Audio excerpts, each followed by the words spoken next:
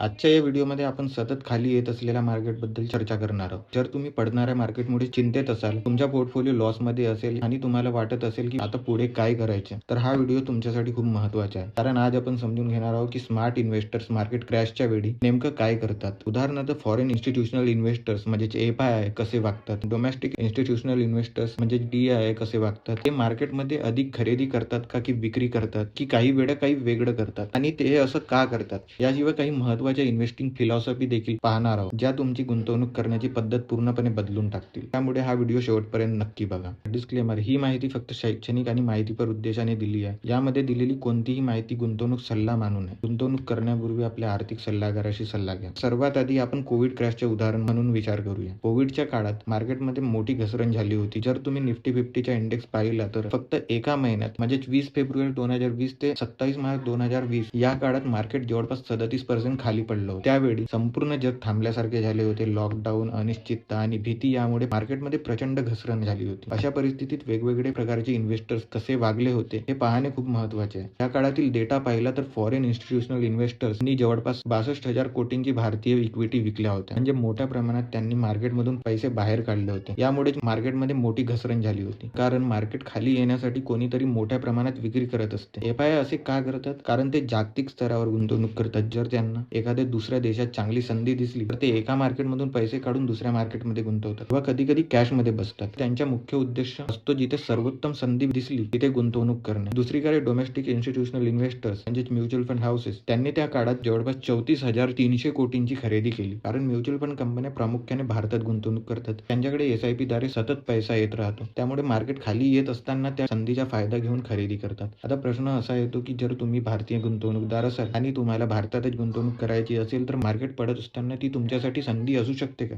हे प्रत्येकाने स्वतःला विचारायला हवे. कोविड क्रॅशच्या वेळी म्युच्युअल फंड हाऊसेसने केलेल्या गुंतवणुकीकडे पाहिलं तर जवळपास 90% पैसा लार्ज कॅप कंपन्यांमध्ये गुंतला होता. फक्त 3% मिड कॅप मध्ये आणि 6.8% स्मॉल कॅप मध्ये. यामागील मानसशास्त्र सोपं आहे. मार्केट पडत असताना भविष्यात किती आणखी घसरण होईल हे कोणालाही माहीत नसतं. त्यामुळे तुलनेने स्थिर मानल्या जाणाऱ्या लार्ज कॅप कंपन्यांमध्ये गुंतवणूक करणे जास्त पसंत केले जाते. सेक्टर निहाय पाहिलं तर त्या काळात सर्वाधिक गुंतवणूक फायनान्शियल सर्व्हिसेस सेक्टरमध्ये झाली होती. जवळपास 43% पैसा बँकिंग आणि फायनान्स क्षेत्रात गुंतवला गेला होता. यामागे दोन मुख्य कारण होते. पहिले, बँकिंग इंडेक्स मोठ्या प्रमाणात खाली आला होता. उदाहरणार्थ निफ्टी बँक जवळपास 45% खाली आला होता. दुसरे कारण म्हणजे बँकिंग क्षेत्र हे अर्थव्यवस्थेच्या कणा मानले जाते. अर्थव्यवस्था थोडी मंदावली तर बँकिंग व्यवस्था पूर्णपणे थांबत नाही. त्यामुळे दीर्घकालीन दृष्टीने हा सेक्टर मजबूत मानला जातो. मार्केट क्रॅश होत असताना गुंतवणूकदार घाबरतात, परंतु जर आपण इतिहासाकडे पाहिलं तर प्रत्येक काही वर्षांनी एखादा मोठा क्रायसिस येतो. उदाहरणार्थ 2008च्या global financial crisis, Covid crash किंवा इतर आर्थिक मंदी, त्यावेळी मार्केट मोठ्या प्रमाणात खाली येते. पण काही वर्षांनी ते पुन्हा वाढते आणि त्या घटना इतिहासाचा भाग बनतात. त्यामुळे दीर्घकालीन गुंतवणूकदारांना धीर ठेवणे खूप महत्त्वाचे आहे. एसआयपी बाबत देखील एक महत्त्वाचा मुद्दा आहे. कोविडच्या काळात अनेक गुंतवणूकदारांनी भीतीपोटी एसआयपी थांबवली, पण ज्यांनी एसआयपी चालू ठेवली त्यांना पुढील काही वर्षांत चांगले रिटर्न्स मिळाले. उदाहरणार्थ काही इंडेक्समध्ये एका वर्षात 30 ते 70% पर्यंत वाढ दिसून आली. याचा अर्थ असा नाही की प्रत्येक क्रॅश नंतर इतकीच वाढ होईल, पण सातत्याने करणाऱ्या गुंतवणूकदारांना दीर्घकालीन फायदा होण्याची शक्यता जास्त असते. अशा परिस्थितीत सर्वात महत्त्वाची गोष्ट म्हणजे घाबरून निर्णय घेऊ नका. त्याऐवजी अभ्यास करावा. विविध इंडेक्स, ETFs आणि इंडेक्स फंड यांचा अभ्यास करावा. उदाहरणार्थ निफ्टी बँक हा एक महत्त्वाचा इंडेक्स आहे जो भारतातील प्रमुख बँकिंग कंपन्यांचा परफॉर्मन्स ट्रॅक करतो. यात जास्तीत जास्त 14 बँक असतात, जसे की HDFC bank, ICICI bank, SBI, axis, Kotak Mahindra bank आणि इत्यादी. या इंडेक्सचे मूल्यांकन करताना प्राइस टू बुक रेशो पाहणे महत्त्वाचे असते. सध्या हा रेशो ऐतिहासिक पातळीपेक्षा कमी आहे, म्हणजे पूर्वीच्या तुलनेत व्हॅल्युएशन स्वस्तात असू शकते. त्यामुळे काही गुंतवणूकदार अशा परिस्थितीत अभ्यास करून स्वतःच्या गुंतवणुकीच्या संधी शोधतात. दुसरा महत्त्वाचा इंडेक्स म्हणजे निफ्टी इंडिया कन्झम्पशन. या इंडेक्समध्ये त्या कंपन्या येतात ज्या थेट ग्राहकांच्या वापराशी संबंधित असतात. उदाहरणार्थ ऑटोमोबाईल, FMCG, टेलिकॉम, हेल्थकेअर इत्यादी. भारतासारख्या देशात लोकसंख्या वाढत असल्यामुळे कन्झम्पशन दीर्घकालीन वाढण्याची शक्यता असते. त्यामुळे हा इंडेक्स दीर्घकालीन गुंतवणुकीसाठी काही गुंतवणूकदारांना आकर्षक वाटतो. या इंडेक्समध्ये भारतीय Airtel, ITC, Hindustan Unilever, Maruti Suzuki, Titan, Bajaj auto यांसारख्या कंपन्या असतात. सध्या या इंडेक्सचे व्हॅल्युएशन देखील पूर्वीपेक्षा कमी झालेले आहे, ज्यामुळे काही गुंतवणूकदार त्याचा अभ्यास करत आहेत. शेवटी या चर्चेचा उद्देश एकच होता: मार्केट खाली आले की घाबरून पळून जाऊ नका. त्याऐवजी अभ्यास करा, दीर्घकालीन विचार करा आणि शिस्तबद्ध गुंतवणूक करा. प्रत्येक गुंतवणूकदारांची रिस्क प्रोफाईल वेगळी असते, त्यामुळे निर्णय घेताना स्वतःची आर्थिक परिस्थिती आणि उद्दिष्टे लक्षात घेणे आवश्यक आहे. मला आशा आहे की ही माहिती तुम्हाला उपयोगी वाटली असेल. So thanks for watching this video. Please like, share, subscribe. This is Ashish, over and out.